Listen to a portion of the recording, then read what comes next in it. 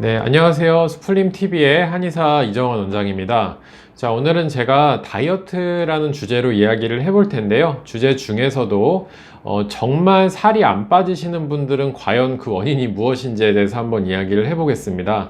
주변에 보시면은 다이어트 식단을 하든 운동을 하든 아니면 다이어트 약을 먹든 나는 다이어트가 정말 안 돼, 살이 잘 안 빠져, 이런 분들이 계시는데 제가 임상에서 그동안의 다이어트 환자분들과 치료와 상담을 진행하면서 느꼈던 바를 기준으로 해서 정말 안 빠지시는 분들은 그 원인이 무엇인지 오늘 낱낱이 한번 해부해 보도록 하겠습니다. 자, 첫 번째로는 이제 건강상의 문제를 겪으시는 분들이 있습니다.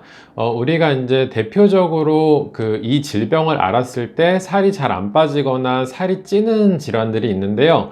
많이 알려진 것으로는 갑상선 기능 저하증이라든지 혹은 다낭성 난소 증후군이라든지 혹은 쿠싱 증후군, 이런 것들이 있습니다. 이런 것들의 공통점은 모두 호르몬의 이상이 생겨서 발생하는 질환이라는 것인데요. 이러한 질환들이 있게 되면은 아무래도 살이 잘 안 빠지고 또 평소보다는 체중이 쉽게 늘어나는 분들이 많습니다. 그런데 이런 질환을 갖고 계시는 경우에는 살만 안 빠지는 게 아니고 다른 증상을 같이 가지고 계시는 분들이 많아요. 예를 들어서 갑상선 기능 저하증이 있는 경우에는 살만 안 빠지는 것이 아니고 너무 피곤하고 몸이 굉장히 으슬으슬하고 추위를 많이 타는 증상이 있을 수 있고, 다낭성 난소 증후군의 경우에는 또 이제 생리에 이상이 생기는 경우들이 많겠죠. 그리고 또 쿠싱 증후군이나 이런 것들은 기존에 어떤 약물을 복용했다든지 뇌하수체에 이상이 있다든지 여러 가지 병력이 있는 경우들이 많기 때문에 내가 무조건 살이 잘 안 빠지는 것만이 아니고 이런 증상들이 같이 있는 경우에는 병원에서 한번 검사를 받아 보시고 이제 거기에 대한 대처를 하시는 게 필요할 것 같습니다. 자, 그리고 이제 두 번째로 살이 잘 안 빠지시는 분들을 보게 되면은 활동량이 정말로 없으신 분들이 있습니다. 자, 저는 사실 활동량이 좀 많은 편이에요. 환자분들이랑 이야기도 나눠야 되고 평소에 이제 지하철을 타고 다니고 이제 침도 놔야 되고 여러 가지 활동들을 하기 때문에 활동량이 많은 편인데, 정말 우리가 생각하는 것보다 정말로 활동량이 없으신 분들이 있습니다. 집에 계시면은 그분들 같은 경우에는 움직이시는 걸 너무 싫어하시기 때문에 집안일 같은 경우에도 굉장히 효율적으로 움직이셔서 정말 적은 활동량으로 움직이시는 분들이 계시고, 사무실에서 일을 할 때도 가만히 모니터를 보고 있을 때도 우리는 바쁜 사람들은 계속 여기저기 찾아보고 이렇게 하는데, 정말 활동량 없으신 분들은 가만히 계시면서 진짜 일을 하시는 분들이 있습니다. 이런 분들은 이제 식단 관리라던가 약 복용을 하더라도 감량이 잘 안 되거나 더딘 경우가 있는데, 이런 분들 특징이 대체적으로 걷기를 좀 싫어하시고 또 이제 택시를 무조건 탄다거나 대중교통을 좀 싫어하시고 이런 분들이 좀 있고요. 그리고 평소에 꾸준히 운동을 하시는 경우가 잘 없습니다. 이런 경우에는 활동량 저하로 인해서 다이어트가 쉽지가 않고 또 이제 살이 잘 찐다고 이야기를 할 수가 있겠습니다.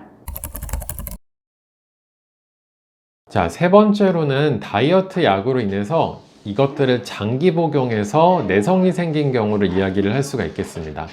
자, 요새 생각보다 다이어트 약이 굉장히 보편화되어 있습니다. 요새 또 비대면 진료를 통해서 약을 처방받을 수도 있고 보조제라던가 약을 손쉽게 구할 수가 있기 때문에 복용을 해보신 분들이 많으신데요.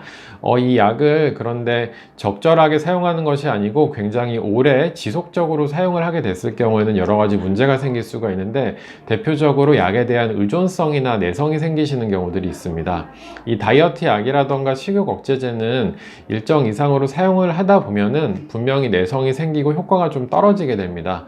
그런데 이것을 계속 복용하시면서 의존성이 생기게 된 경우에는 복용을 해도 별로 효과가 없지만 복용을 안 하게 되면은 굉장히 요요가 심하게 오게 되고 또 심리적으로 의존성이 생기는 경우들이 많습니다. 그래서 저 같은 경우에는 가급적이면 정말로 다이어트 약을 처방하면서 본인 스스로 체중 관리를 할 수 있는 휴약 기간을 좀 가지시라고 말씀을 드립니다. 예를 들어서 뭐 내가 한 10kg, 20kg를 빼야 돼서 한 6개월 정도 다이어트 약을 먹었다고 한다면은 가능하다면 6개월에서 1년 정도는 본인 스스로 이제 체중을 관리할 수 있는 휴약기를 좀 가지고 나중에 정 도움이 필요하시면 그때 가서 다시 약을 처방해 드리는 걸로 말씀을 드리고 있습니다. 자, 그러면 만약에 이미 내성이 좀 생기신 분들은 어떻게 해야 될까요? 이분들은 일단은 저는 기존에 드시는 약으로 해서 목표 체중까지는 도달을 좀 해 보시고 그 이후에는 약을 좀 끊어서 서서히 좀 줄여 나가시는 방향으로 하고 한 2, 3년간은 최대한 다이어트 약에서 좀 멀어지셔서 뭐 운동을 한다던가 다른 방법으로 체중 관리를 좀 해보시는 걸 추천을 드립니다. 한 1, 2kg 다시 늘어난다고 해서 다시 약을 찾지 마시고 좀 긴 시각으로 보고 다이어트 약을 사용을 하시는 게 우리의 인생 전반을 바라보게 되면은 정말로 중요한 일이라고 말씀을 드리고 싶습니다. 자, 그리고 네 번째로는 심한 변비가 있는 경우가 있는데요. 다이어트를 진행을 하다 보면은 중간에 이제 변비가 생기는 경우도 있고, 다이어트 시작부터도 변비가 있는 경우가 있습니다. 그런데 우리가 이제 변비가 있다는 거는 그만큼 나의 장 안에 이제 대변이 오래 머물러 있다는 것을 의미를 하고요. 이런 경우에는 대변에서 독소가 발생하고 또 이제 유해균들이 많이 증식할 수가 있는데 그 유해균들이 살이 잘 안 빠지도록 그렇게 유도를 하는 경우들이 많습니다. 그리고 대장이 꽉 차 있는 것 자체만으로도 우리 몸에서는 긴장도가 상당히 올라가게 되고 또 이제 활동이 불편해지는 부분들이 있기 때문에 대변을 시원하게 잘 보도록 도와주게 되면은 감량이 잘 일어나게 되고 또 이제 신진대사가 잘 일어나는 경우들이 많습니다. 그래서 이런 경우에는 저희 한의원에서도 대변을 잘 보게 하는 해독환이라던가 적치환 같은 것들을 사용을 해서 환자분들에게 변비가 잘 생기지 않도록 하고 또 이제 중간에 정체기를 넘어가게 되는 경우들도 있다고 말씀을 드릴 수 있겠습니다. 자, 이제 다섯 번째로는 너무 피곤하고 잠을 못 주무시는 분들도 살이 잘 안 빠지는 경우들이 있습니다.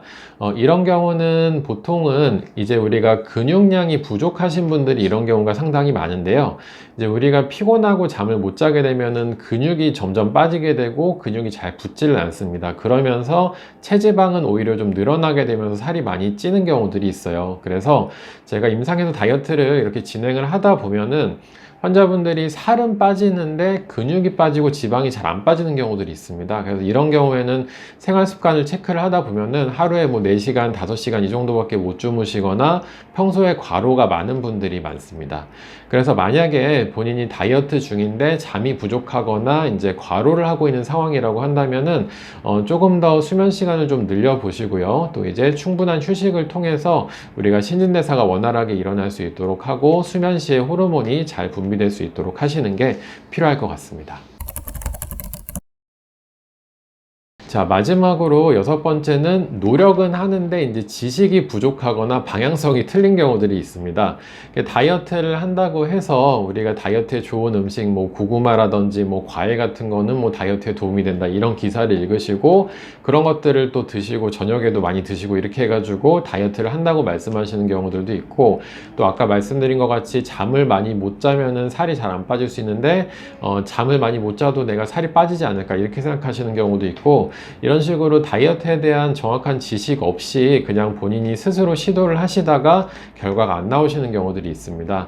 이런 경우는 당연히 전문가의 도움을 좀 받으시는 게 좋고 그리고 다이어트에 대한 지식을 많이 또 찾아보시고 올바른 지식 하에서 이제 다이어트를 시도하시는 게 해결 방안이라고 할 수가 있겠습니다. 자, 오늘은 이렇게 다이어트를 해도 살이 잘 안 빠지는 경우 또 이제 살이 잘 찌시는 분들의 원인이 뭘까에 대해서 한번 말씀을 드려보았습니다.